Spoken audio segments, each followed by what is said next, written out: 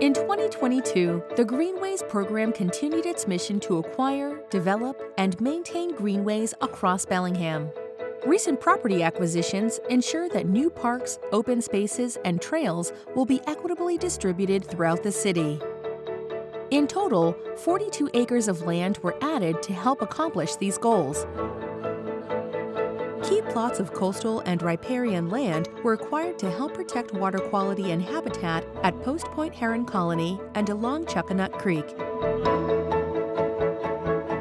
Greenways also continued working to connect neighborhoods and parks through the city's extensive trail system.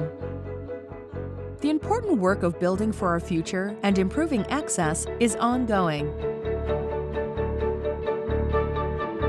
We look forward to continued growth and progress in the coming years.